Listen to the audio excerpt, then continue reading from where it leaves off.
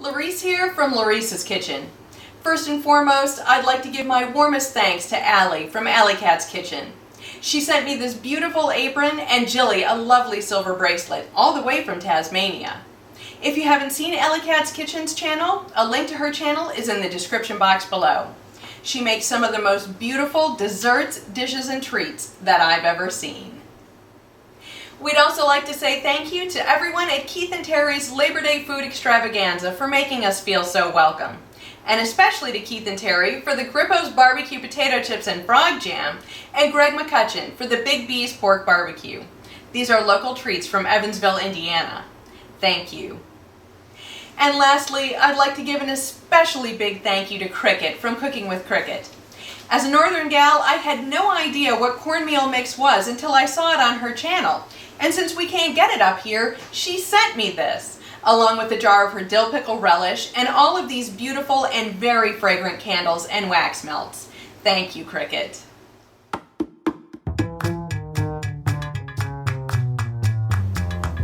Hello and welcome to Larice's Kitchen.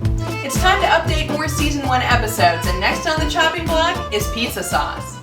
Now, when I first started making pizza sauces, the major complaints were that they were thin and watery, non-existent, or flavorless.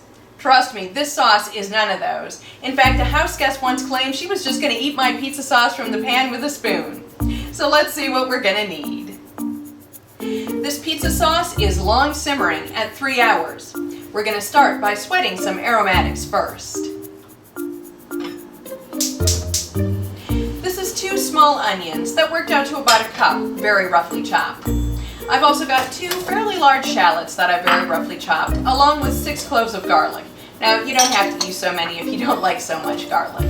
We're going to saute this in a large saucepan.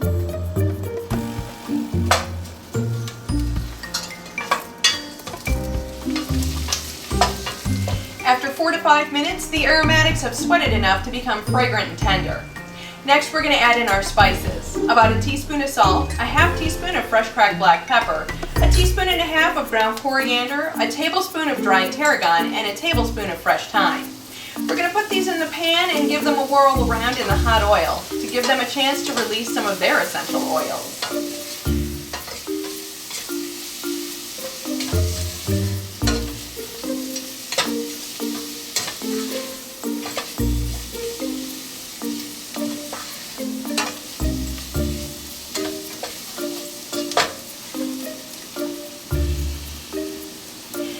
Spices from burning, we're going to add in our tomato product.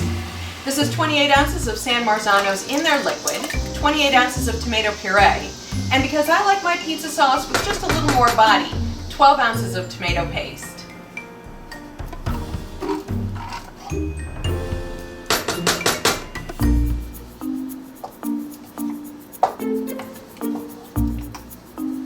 Once this comes up to temp, we're going to add in our flavorings.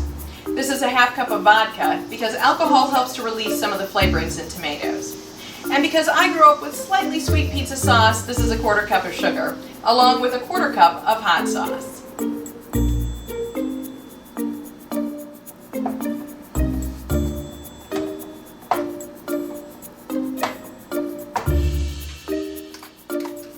I like my pizza sauce fairly smooth. So now that all the ingredients are in here, up to temp and soft, we're going to give it the Stig treatment.